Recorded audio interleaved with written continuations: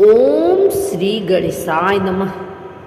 ओम श्री ह्रीं क्लीं महालक्ष्मी नमः। सभी श्रद्धालु भक्तजन ध्यान लगाएं। आज हम शुक्रवार लक्ष्मी व्रत की पावन कथा सुनने के लिए एकत्र हुए हैं। यह कथा हमें माता लक्ष्मी की कृपा प्राप्त करने का मार्ग दिखाती है और घर परिवार में धन, ऐश्वर्य, सुख और शांति का संचार करती है। ध्यान पूर्वक सुने, श्रद्धा से मनन करें और अंत में माता का स्मरण करते हुए आरती करें। अब कथा आरंभ होती है। नगर का व्यापारी और संकट। बहुत समय पहले एक समृद्ध नगर में धनदास नामक एक व्यापारी रहता था। उसके पास असीम संपत्ति थी। सोने चांदी के आभूषण, अनाज से भरे कोठार, अनगिनत गायें और नौकर चाकर। उसके महल जैसे घर में दिन रात रौनक रहती। लोग कहते, धनदास के घर में स्वयं लक्ष्मी जी का वास है। परंतु समय का खेल निराला है। धीरे धीरे उसके व्यापार में घाटा होने लगा। एक के बाद एक सौदे बिगड़ते गए। चोरी और धोखा होने लगा। घर के लोग चिंतित हो उठे।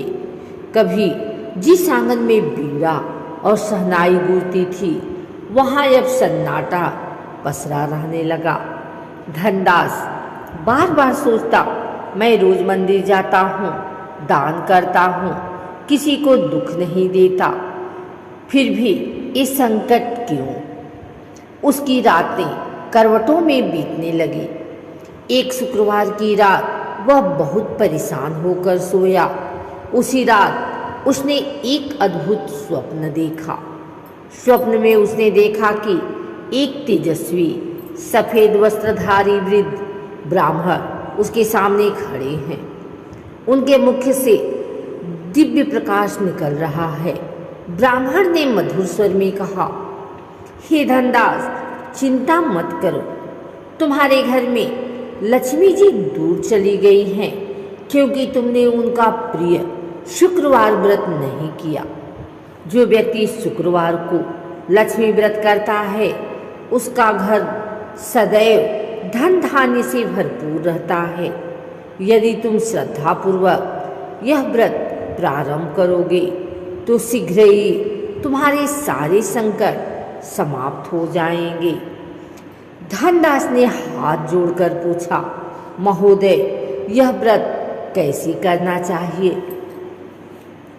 ब्राह्मण ने कहा, हर शुक्रवार प्रातः स्नान करके श्वेत वस्त्र धारण करो। घर में या मंदिर में श्री लक्ष्मी जी की प्रतिमा या चित्र स्थापित कर हल्दी, कुमकुम, अक्षत, पुष्प, मिठाई और दीप से पूजा करें। कथा सुनो और गरीबों को अन्न, वस्त्र, धन दान करो। 7 या 21 शुक्रवार निरंतर व्रत करने से माता प्रसन्न होती हैं। व्रत में खटाई और नमक का परहेज रखो। सायंकाल दीप दान करो और आरती उतारो। यह कहकर ब्राह्मण अदृश्य हो गया। धनदास की नींद खुली। स्वप्न इतना सजीव था कि वह आश्चर्यचकित रह गया।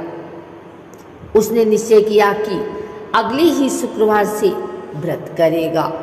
पहले शुक्रवार को धनदास प्रातः ब्रह्म मुहूर्त में उठे, स्नान कर श्वेत वस्त्र पहने, घर को गंगा जल से पवित्र किया, कमल के फूलों से वेदी सजाई, लक्ष्मी माता की सुंदर प्रतिमा को स्वच्छ आसन पर स्थापित किया, चावल, हल्दी, कुमकुम, दीपक, मिश्री और फल आदि सामग्री एकत्रित की। उसने हाथ जोड़कर माता का ध्यान किया। ओम श्रीं ह्रीं क्लीं श्री महालक्ष्मी नमः।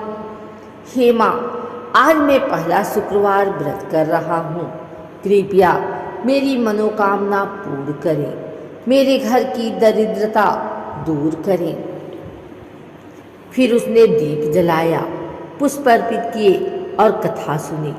दिन भर फलाहार किया, सायंकाल गरीबों को भोजन कराया और दक्षिणा दी। पहला शुक्रवार अत्यंत शांति से बीता।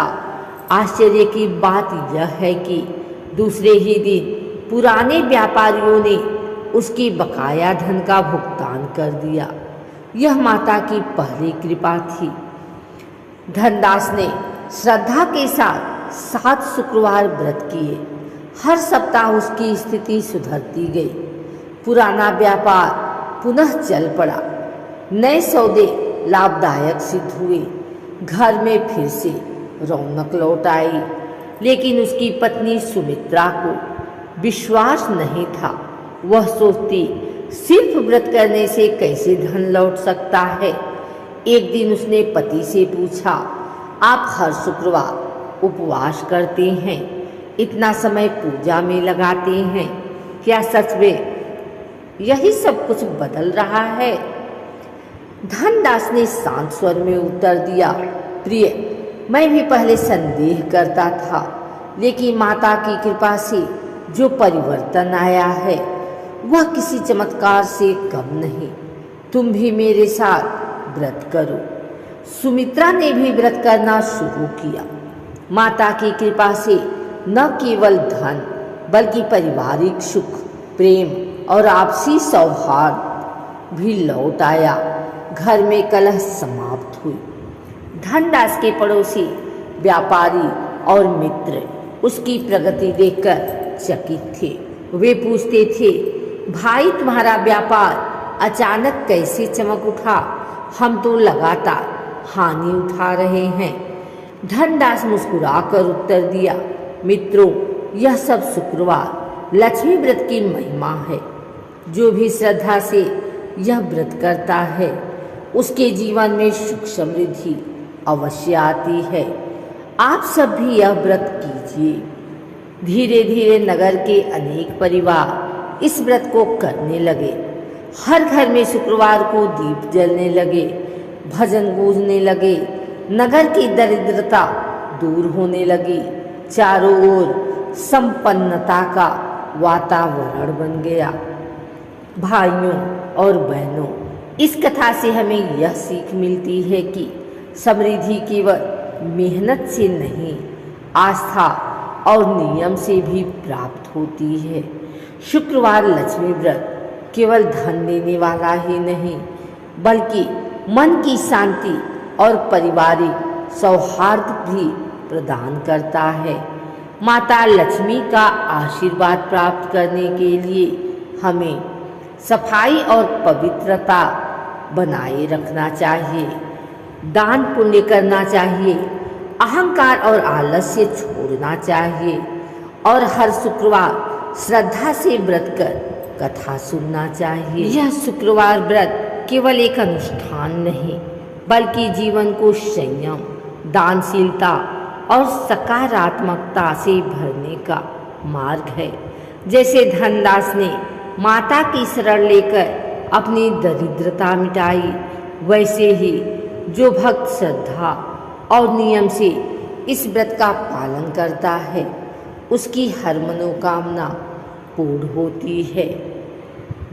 अब सभी भक्तजन अपने अपने मन में संकल्प करें कि हम शुक्रवार के दिन स्वच्छता, श्रद्धा और दान का पालन करेंगे। माता लक्ष्मी की कृपा से हमारे घर में सदैव उजाला और समृद्धि बनी रहे। बोलिए श्री लक्ष्मी माता की जय।